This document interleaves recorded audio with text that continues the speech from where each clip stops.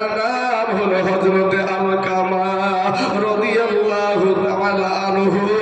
ওই আলকামা বাবা দুনিয়া থেকে বিদায় হয়ে যাবে, একেবারে শয্যাশী অবস্থায় রয়েছে, মুখ দিয়া কালেমা বের হয় না। সাহাবারা কালেমার তালকিন দেয়, তারপরেও কালেমা বের হয় না।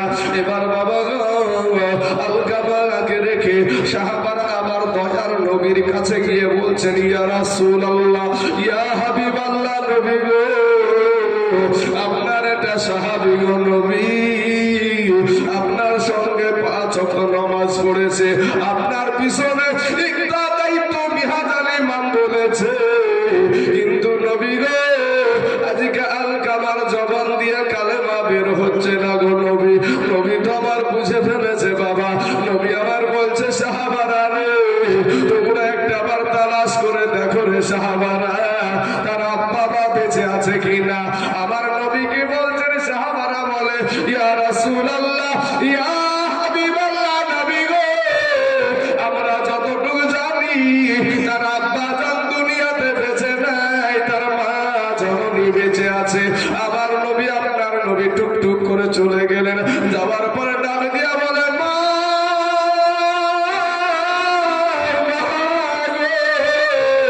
আপনি কি আপনার সন্তানের উপরে রাগ করে আছেন নাকি গো মা? আলকামা রাদিয়াল্লাহু তাআলা আনহু মা ডাক দিয়া বলছে, ইয়া রাসূলুল্লাহ, ইয়া হাবিবাল্লাহ, নবী গো, আমার জান কুরবানি হোক গো নবী, আপনার কদমের তলে আমার সম্মুখে ওই বেটার নাম আপনি নিয়েন না গো নবী। নবী গো, আমার ওই বেটা কত কষ্টের বেটা গো নবী, ওই বেটা আমার কত কষ্টের বেটা, আমাকে এত বড় আঘাত দিয়েছে, আমি ওই আঘাত আমি সহ্য করতে পারি নাই গো নবী, আমি আমার ওই বেটার কথা আমাকে বলিয়েন না। আমার নবী বলে, মা গো, আপনার বেটা মৃত্যু অবস্থা, মৃত্যু শয্যাশায়ী অবস্থায় রয়েছে, মৃত্যুমুখী হয়ে গেছে, মাগো তার মুখ দিয়া কালেমা বের হচ্ছে না, আর কালেমা যদি না বের হয় মাগো কবরটা জাহান্নামের টুকরা হয়ে যাবে, আগুনে জ্বলবে গো মা।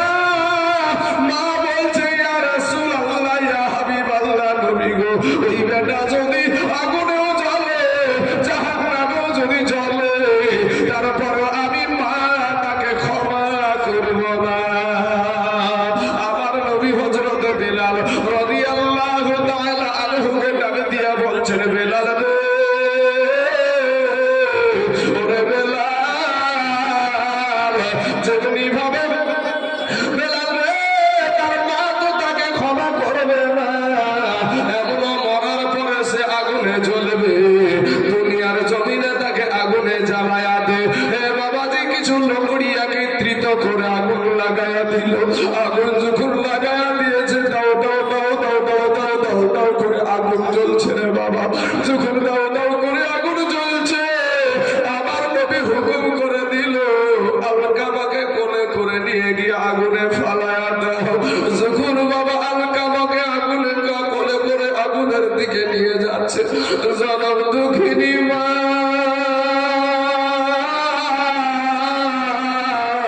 ওই মা নজর করে দেখে, দাও দাও করে আগুন জ্বলে, বেটাকে নিয়ে যাচ্ছে, হাজার হলেও মায়ের জান গো। ওই মা জননী দৌড়ে গিয়ে নবীর কদমে পড়ে গিয়ে বলছেন, ইয়া রাসূলুল্লাহ, ইয়া হাবিবাল্লাহ, নবী গো, আমার নারী চিরা ধন, আমার কলেজার টুকরা নয়নের পানা, আমার বেটাকে আপনি আগুনে ফালায়া দিয়েন না গো।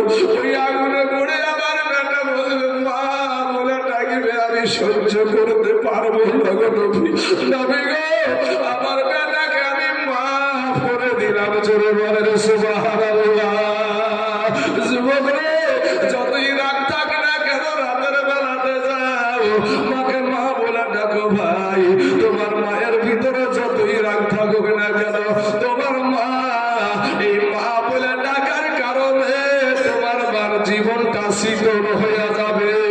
কথা বলেন ঠিক না ঠিক বাবা?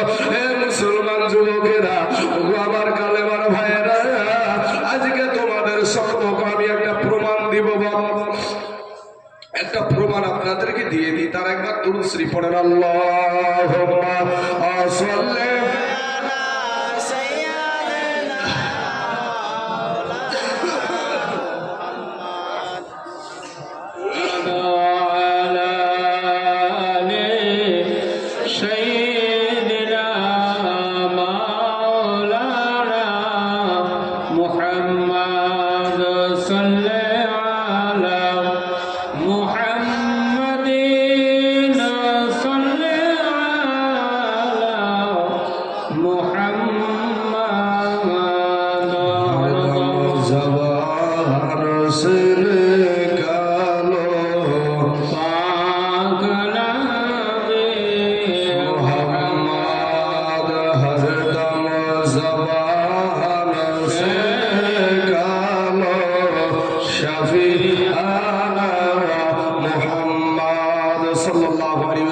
নগদ একটা প্রমাণ নিয়ে যান বাবা। এই যুবক ভাইরা তোমাদেরকে বলছি ভাই, নগদ একটা প্রমাণ নিয়ে যাও ভাই। এই বাজারে বসেছে, আজকে বাজার বসেনি, এই বাজার থেকে যদি আমি 2টা মিষ্টি কিনে নিয়ে আমার শ্বশুর বাড়িতে যাই, 2টা মিষ্টি নিয়ে যদি আমার শ্বশুর বাড়িতে যাই, তো শ্বশুর বাড়িতে বেশির অংশ দেখবেন সালাজ ভাজগুলো ফ্রি হয়ে থাকে। ফ্রি মানে বুঝতে পারছেন না চাচা? এর কি ঠাট্টা চলে না? সালাজ ভাজের সাথে বড় সমন্বয়ের বোর সাথে তো 2টা মিষ্টি যদি লিয়ে যান, তো দেখবেন ওই 2টা মিষ্টি দেখে সালাজ ভাজে কোহিনী দিয়ে এমন কুতা মারবে, 5 কাটা করে ফেলবে। যদি আপনি আপনার শাশুড়িকে ভাই বিচার দেন যে মা দেখেন তো আপনার বৌমা আমাকে বিরক্ত করছে, শাশুড়ি মাও বলবে যে জামাই তোমার যে কাণ্ড জ্ঞান নাই, তুমি আইন বানা তো কিছুই আইন বানা, তুমি 2টা মিষ্টি নিয়ে কি বেরিয়ে উঠে এসো বাড়িতে। এটা শাশুড়ির কথা, কারণ আর এক গামলা লাগবে, তাহলে গাছ পেট বেরোবে না। আর আমার মা, আপনার জনম দুঃখিনী মা, বেশিরভাগ বাজার থেকে ভাই 2টা মিষ্টি কিনো গা, তুমি একটা আপেল কিনো গা ভাই, কিনে গিয়ে তোমার মাকে যে বলো গা, মা মাকে আমার পকেটে টাকা ছিল না, মা আমার পকেটে 10টা টাকা ছিল, দিয়ে 10টা টাকা তোমার লেগে আমি 2টা মিষ্টি নিয়েছি। বলেন মা খুশি হবে না বেজার হবে? খুশি হবে। আর আমার শ্বশুর বাড়িতে এক গামলা না, খুশি হবে না ভাই? অনেকে হয়তো হাসছেন কথা শুনে, কিন্তু ভাই গো এটাই বাস্তব। অল্পতে যদি খুশি থাকে, তোমার মা বাবাই থাকে, মা বাবা তোমার টাকা চাই না, পয়সা চাই না, কিন্তু তোমার বেটা মুখখান দেখতে চাইবে। সেই দিন যেই প্রথমে উঠি যে একটা অ্যাক্সিডেন্টের ঘটনা বললাম ফারাক্কার ব্রিজের কাছে, সেই দিন আমার গাড়িতে বাবা 4বার অ্যাক্সিডেন্ট হয়েছে, কিন্তু বড় অ্যাক্সিডেন্ট না, ছোট ছোট হালকা হালকা একটু একটু হয়েছে, গাড়িটার একটু একটু ক্ষতি হয়েছে 4বার। তা আমার বিবির সঙ্গে আমি কথাটা শেয়ার করেছি, তা আমার মা বাপকে জানিয়ে দিয়েছে। তো সারা রাত আমার মা, আমার বাপ, আমার বিবিকেও ঘুমাইতে দেয়নি, ওরাও ঘুমায়নি। আমার বেটা কোথায়, তোমার খোঁজ না। এই যুবক, এই খবর নিয়ে আর কেউ থাকবে না যেদিন তোর মা চলে যাবে। এই বৃদ্ধা মানুষটা, এই সাদা দাড়িওয়ালা মানুষগুলা যেদিন চলে যাবে যুবক, সেদিন তোমার মাথার ছাদ উড়িয়ে যাবে ভাই। আরে যার বাপ নাই ওই মানুষটাকে কি জিজ্ঞেস কর যে দাদু গো তোমার আব্বা মা কেমন ছিল? তো বাপ নিজের বাপ মার কথা বলতে গিয়ে এমন কোনো বেটা নাই যে চোখের পানি ধরে রাখতে পারে। বাপ থাকতে বুঝতে পারে না, কিন্তু বাপ যেদিন হাইরা যাবে সেদিন বুঝতে পারে বেটা যে আমার কি হারিয়ে গেল। আব্বা বলে ডাক্তার তোদের কেউ থাকে না বাবা। বাপ বেঁচে থাকলে যে বুকের যে কতটা বুকের সারা যে বড় থাকে, যুবক একটু জ্ঞান করে দেখো ভাই। শোনা, আজ হয়তো আমার কথাগুলোকে তোমার ভালো না লাগতে পারে, কিন্তু ভাই তোমার বিবেক আল্লাহ দিয়েছে, ওই বিবেকের আদালত দিয়ে একটু চিন্তা করে দেখো। তোমার আমাদের পায়ের তলে জুতা রে ভাই, আমাদের পায়ের তলে জুতা, তোমার আমার মায়ের পায়ের তলে আল্লাহর জান্নাত। জোরে বলেন সুবহানাল্লাহ। যুবক, মা বাপকে কষ্ট দিস না ভাই। আমার একটা ঘটনা আপনাদেরকে বলি। আমি যখন সাতপাড়ার হাফেজ বা কুচিয়ামোড়া মাদ্রাসা, টমকুল থানা কুচিয়ামোড়া মাদ্রাসায় পড়তাম, তো সাতপাড়ার হাফেজ আমি বাড়িতে এসেছি। আসার পরে মোষ চড়াতে গেছি মাঠে। মাঠে মোষ চড়াইতেন না মানুষ, তো মোষ চড়াতে গেছে ভাই, মোষের পিঠে আমি উঠতে পারছি না, এখান থেকে এটা আমাদের খসে পড়ছে। শেষমেশ বাবাজি এখান থেকে এটা পুরোটাই আমার পুঙ্গু হয়ে গেছিল, এখান থেকে এটা পুরোটাই পুঙ্গু হয়ে গেছিল। 6খানা করে বালিশ লাগতো আমার। আমাকে দেখে সবাই ভারী হয়েছিল, কিন্তু আমার যেই মা, আমাকে যেই মা পেটে ধরেছিল, যেই মা আমাকে 2 বছর দুধ খাওয়াচ্ছে বাবা, সেই মা আমার ভারী হয় নাই বাবা, সেই মা ভারী হয় নাই। তাই কবি বলছেন, ওরে মায়ের কাঁদন এ জগৎ জীব,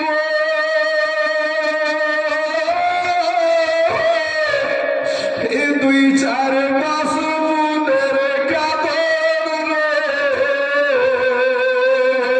ঘরের পুরি বাইরের কাঁদন কয়েকদিন পর থাকে না। দুঃখের দরদি আমার জন্ম দুঃখী মা, গর্ভধারণী মা, জন্ম দুঃখিনী মা, দুঃখের দরদি আমার জন্ম দুঃখী মা। বাপ, আমাদের দিল নরম হয় না রে বাবা, আমাদের দিল নরম হয় না। গুনায় গুনায় আমাদের কানটা পাথর হয়ে গেছে, আমাদের কানটা পাথর হয়ে গেছে বাবা, তাই আমাদের দিল নরম হয় না ভাই রে। মা বাপের খিদমত করিও। কবি বলছেন, 10 মাস 10 দিন মায়ে এ গর্ভে দিছে ঠাই, আর রক্ত মাংস খাইয়া আমরা দুনিয়ায় আসলাম ভাই, ভূমিষ্ঠ হইয়া আমরা উঠিলাম কাঁদিয়া, শান্ত করিল আমার মায়ের বুকের দুগ্ধ দিয়া, এ মায়ের প্রসবের কালে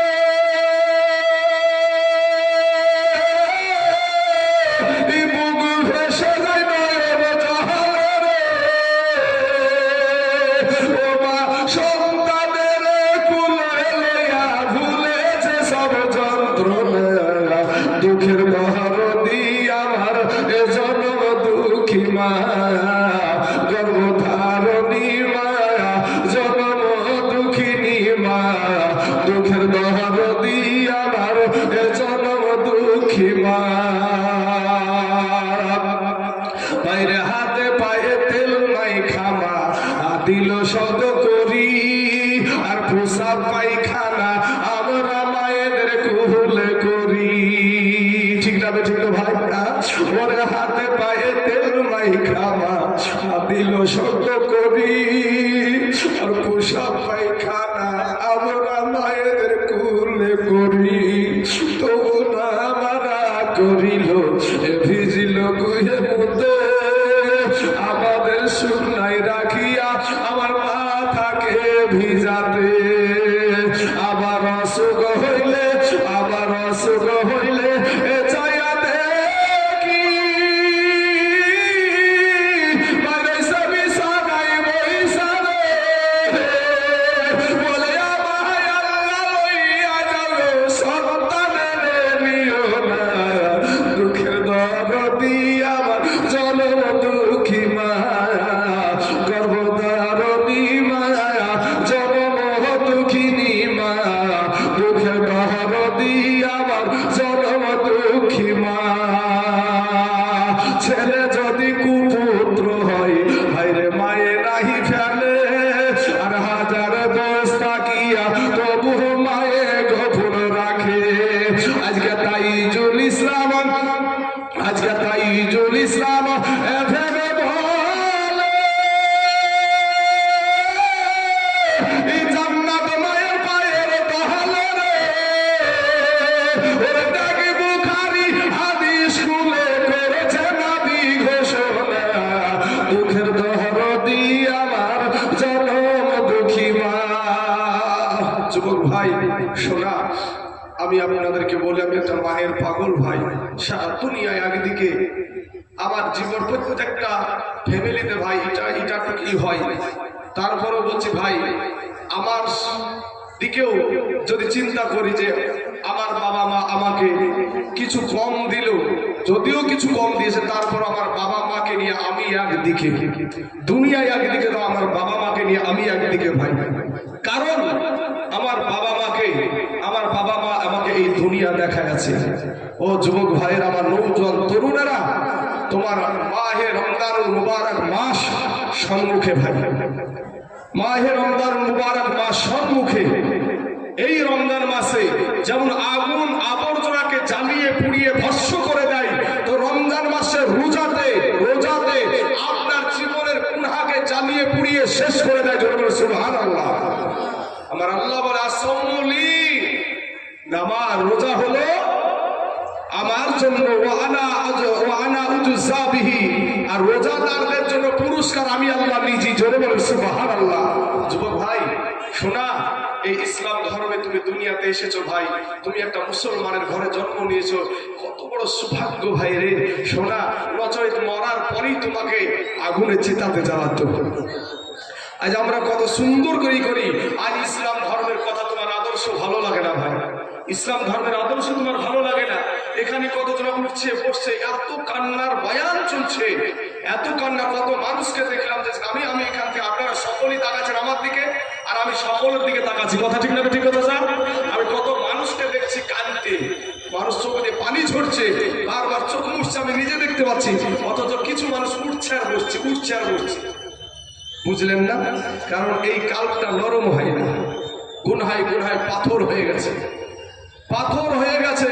যুবক, এই ইসলামটা এমনি আসে না রে ভাই, এই ইসলামটা এমনি আসে নাই।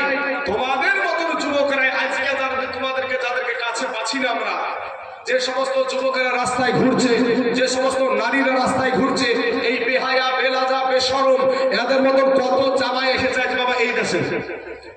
আসেনি কত জামাই এসেছে, শ্বশুর বাড়িতে জাল শাশুড়ি যাচ্ছি, দেখেন কত জামাই শালীর হাত ধরে টেনে বেড়েছে। দেখেন কত জামাই বেহায়া বেলাজার মতন বেশরমের মতন রাস্তায় ঘুরে বেড়েছে।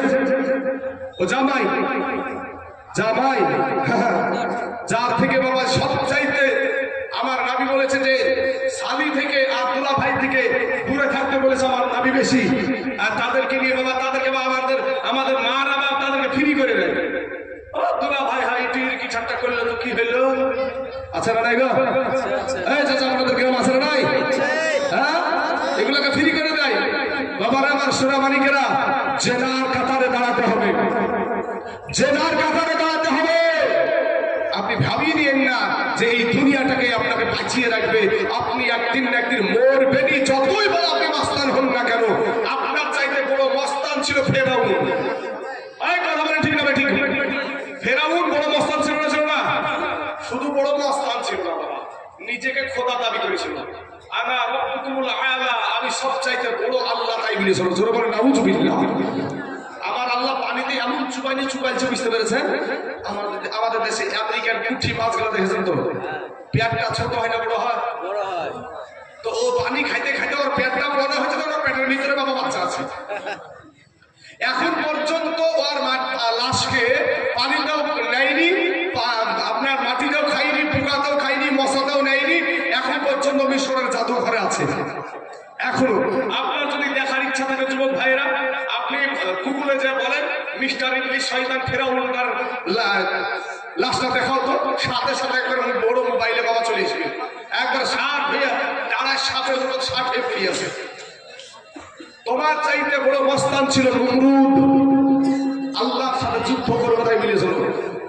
আবার আল্লাহ পাক মশা দিয়ে সাইজ করেছে, মশা। দাদা ভালো মশা না বাবা, ন্যাংরা মশা ভাই, এটা অসুস্থ ন্যাংরা। আমার যদি পাখান ভাঙে যায়, অসুস্থ আমি তো, অসুস্থ মশা, ওই মশা হচ্ছে আল্লাহ তুমি আমার জন্য কাউকে রাখনি, বলে তোর জন্য প্রধানমন্ত্রী আছে।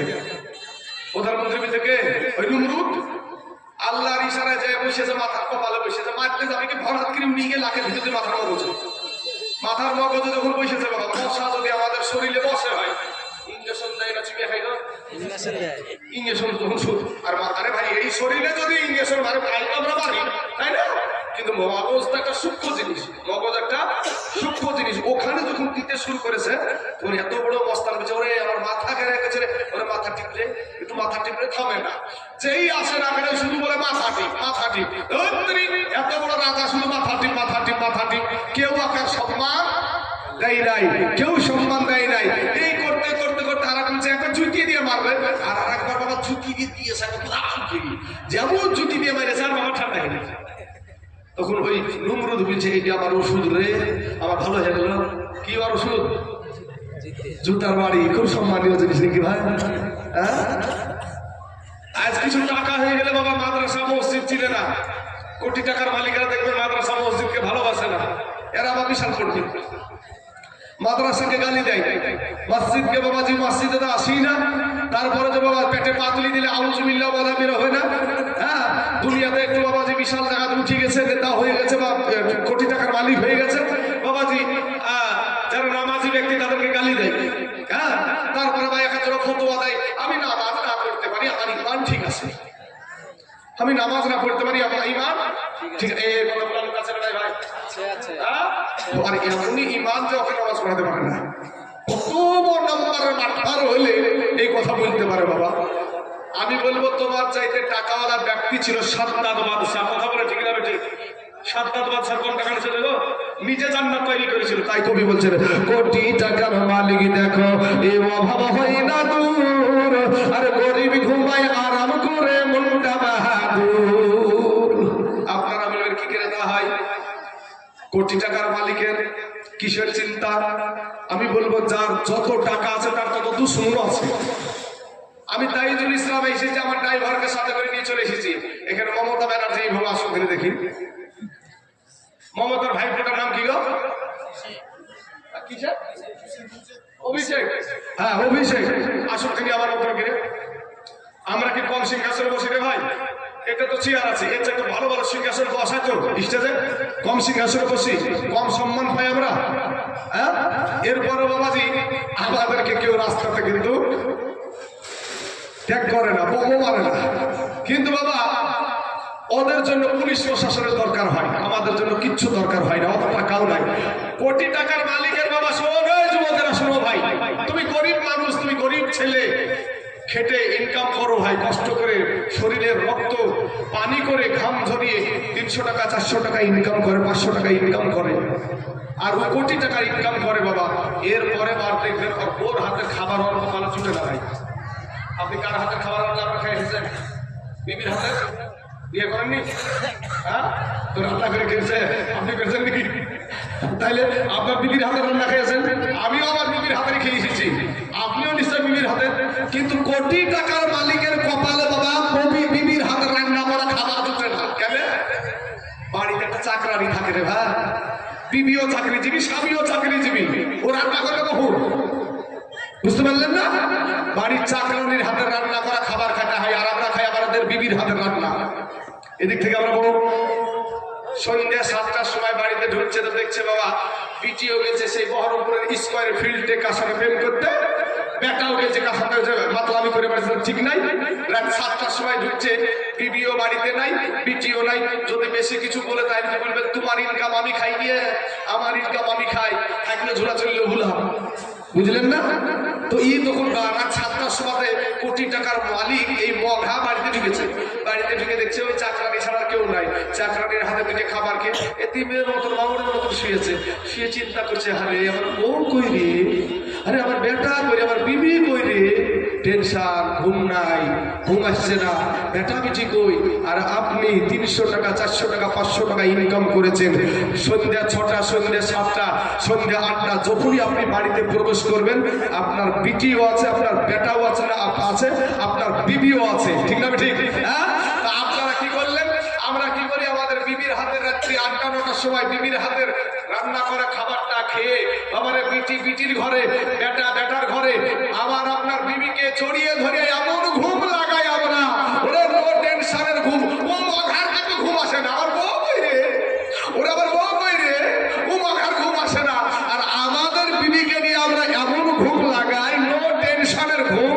আমাদের লাখে একটা ডাক হয় না ভাই? এই লাখ ডাকে না গো? হ্যাঁ ডাকে। ওই লাখের ডাকে মনে হবে যেন ডাক্তারের হরণ পর্যন্ত ফেলবে, কিন্তু মহার কিন্তু বাবা ঘুম আসে না। ও যুবক ভাইয়েরা, আমি যেটা বলার উদ্দেশ্য যে এই ইসলাম ধর্মটা এমনি এমনি আসে নাই ভাই।